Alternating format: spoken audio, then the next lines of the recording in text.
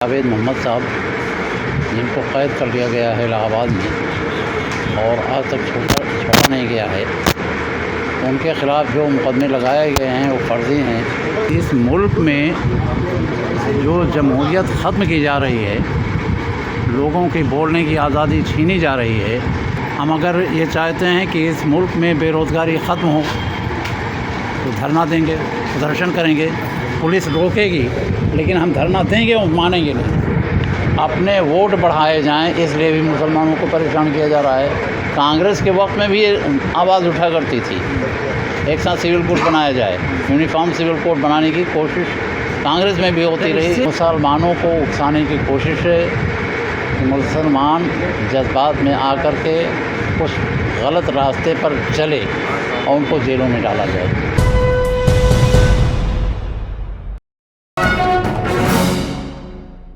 आज का प्रोग्राम एक तो ये था कि जावेद मोहम्मद साहब, जिनको क़ैद कर लिया गया है इलाहाबाद में और आज तक छोड़ा नहीं गया है, उनके ख़िलाफ़ जो मुकदमे लगाए गए हैं वो फ़र्ज़ी हैं, बेबुनियाद हैं। तो एक तो उनकी आज़ादी के लिए ये प्रोग्राम किया गया है। दूसरा ये इस मुल्क में जो जमहूरियत ख़त्म की जा रही है, लोगों की बोलने की आज़ादी छीनी जा रही है, किसी को बोलने नहीं दिया जाता, खामोश कर दिया जाता है, बल्कि जेल में डालना तो दूर, मौत के घाट भी उतार दिया जाता है। तो उसके ख़िलाफ़ भी लोगों को बताना था कि हमें जब तक आगे नहीं आएंगे, जागेंगे नहीं और इन तमाम घटनाओं के ख़िलाफ़ जब तक हम आवाज़ नहीं उठाएंगे और धरना प्रदर्शन नहीं करेंगे, सड़कों पर नहीं उतरेंगे, अपने जमहूरी हुकूक़ का इस्तेमाल नहीं करेंगे, तो ये चलता है। सर, आपने अपने स्पीच में कहा कि मारेंगे नहीं लेकिन मानेंगे भी नहीं। जी, इसका क्या मकसद है? मारेंगे नहीं, मानेंगे नहीं। हम जो चाहते हैं, हम अगर ये चाहते हैं कि इस मुल्क में बेरोज़गारी ख़त्म हो तो धरना देंगे, प्रदर्शन करेंगे। पुलिस रोकेगी लेकिन हम धरना देंगे और मानेंगे नहीं, लेकिन हाथ भी नहीं उठाएंगे हम पुलिस पर। इस तरह से कोई भी रोकेगा तो हम रुकेंगे नहीं, लेकिन अपनी तरफ से कोई ज़्यादती नहीं करेंगे, किसी पर हाथ नहीं उठाएंगे, किसी को डंडा नहीं चलाएंगे, किसी पर पत्थर नहीं चलाएंगे। मारेंगे नहीं पर मानेंगे नहीं का मतलब यही है। सर, मुस्लिमों के खिलाफ हेट स्पीच देखने को मिली हिमाचल प्रदेश में। जी, मुस्लिमों के खिलाफ हेट स्पीच देखने को मिली हिमाचल प्रदेश में। चेतावनी दी गई कि 15 दिन 10 दिन में आपको खाली करना। कैसे देखते हैं हेट स्पीच को लेकर? देखिए, मुस्लिमों के ख़िलाफ़ तो जो हो रहा है उनका एक है ही कि मुसलमानों को इस मुल्क में न रहने दिया जाए। दूसरा ये भी है कि अपने वोट बढ़ाए जाएं, इसलिए भी मुसलमानों को परेशान किया जा रहा है। मुसलमानों को परेशान करके अगर हिंदुओं को कुछ फ़ायदा पहुंचाया जा रहा हो तो हम समझेंगे कि मुसलमानों को सिर्फ इसलिए परेशान किया जा रहा है कि सिर्फ मुसलमानों को परेशान। लेकिन एक तबका खुश तो है, कह रहा है मुसलमान टाइट हो रहा है, इसलिए एक तबका खुश है, लेकिन उसको कोई फ़ायदा नहीं हो रहा है ना। खुश होने दीजिए, उसको तो कोई फ़ायदा नहीं हो रहा है, उसको कोई रोज़गार नहीं मिल रहा है, महंगाई नहीं हो। हिंदू राष्ट्र के नाम पर खुश हो रहा है, वो हिंदू राष्ट्र बना। अरे वो बनाने दीजिए, लेकिन उसके कपड़ा तो उतर जाएगा ना। एक शायर ने कहा है, सब कुछ है अपने मुल्क में, रोटी नहीं तो क्या, वादे लपेट लेंगे लंगोटी नहीं तो क्या। अगर लंगोटी भी उतरवाना है तो ज़रूर खुश होगा। ये अभी यूसीसी जिस तरह से अभी ड्राफ्टिंग भी नहीं हुई, लेकिन चर्चा उसकी हो रही है। लेकिन सबसे ज़्यादा क्या, अगर ये यूसीसी बनता है, मुसलमान इससे इफेक्टिव हुआ है सब?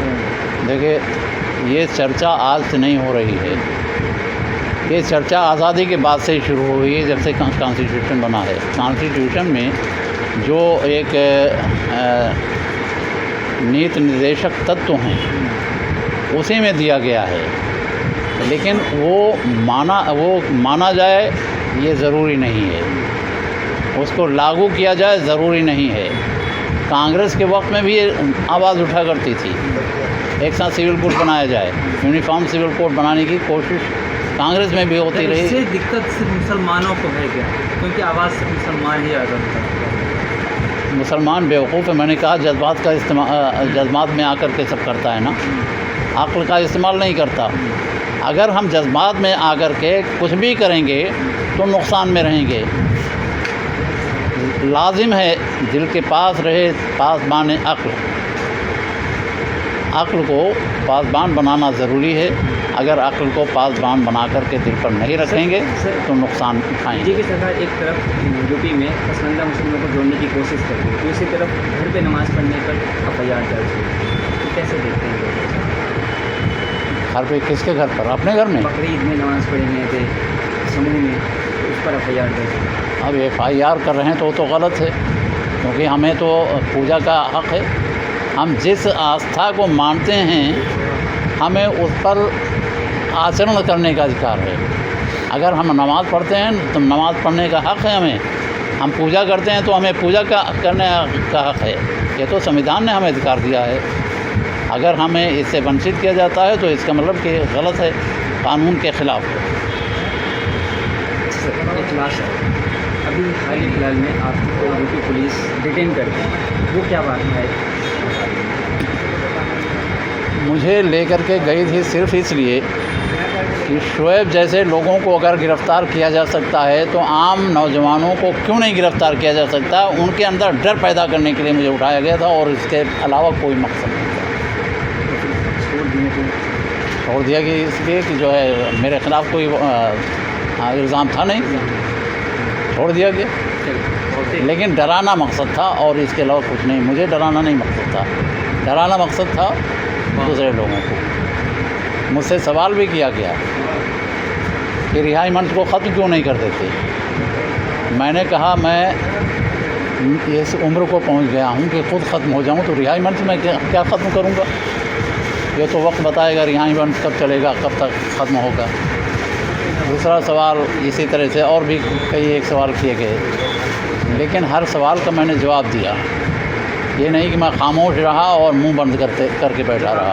उस समय पुलिस ले जा रही थी, क्या आपने माइंड सेट कर लिया था कि लंबे समय के लिए या फिर? मैं तो देखिए, क्योंकि टोर्चर पर आप ट्रेन कर रहे हैं। नहीं, मैं तो इसके पहले भी जब ये धरना प्रदर्शन चल रहा था औरतों का, उसमें भी मुकदमे कायम किए गए थे, मेरे ख़िलाफ़ भी कायम किए गए थे, औरतों के ख़िलाफ़ भी कायम किए गए थे। मुझे उठा करके ले गए थाने पर, तो वहाँ CO पूछता है आपके ख़िलाफ़ कितने मुकदमे लगा दिए जाएँ। जब घर से मुझे पुलिस वाले लेकर के गए थे तो मैं तैयार होकर के गया था।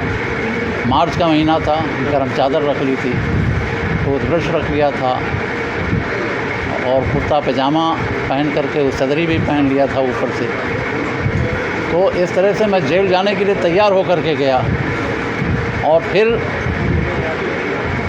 उसने जब ये कहा कि कितने मुकदमे लगा दिए जाएँ तो मैंने उसका जवाब यही दिया था कि क्या मुझसे पूछ करके मुकदमे लगाएंगे? जितने लगा सकते हैं वो लगा दीजिए। आखिर में कहता जाइए घर। तो ये है। और इस बार भी यही हुआ। मैंने कहा कि अगर जेल भेजना है मुझे तो मेरे घर से दवाएं मंगा दीजिए, आप दुकान से न मंगाइए। तो उसका भी जवाब दिया कि आपको जेल नहीं भेजेंगे। अच्छा सर, लास्ट सवाल, एक छोटा सा सवाल। जो मोदी सरकार नया शगुफा ला रही है ये बिल UCC, तो क्या इसके आड़ 2024 में? देखिए, मुसलमानों को उकसाने की कोशिश है कि मुसलमान जज्बात में आकर के कुछ गलत रास्ते पर चले और उनको जेलों में डाला जाए। इसके अलावा इसका कोई मकसद नहीं है। इलेक्शन आ रहा है और इलेक्शन में इसका फ़ायदा उठाना चाहती है BJP। और उनके अपने जो वोटर है उसको पोलराइज़ किया जाए, उनको पोलराइज़ किया जाए, मुसलमानों को जज्बात में ला करके और उनसे गलत काम किया जाए।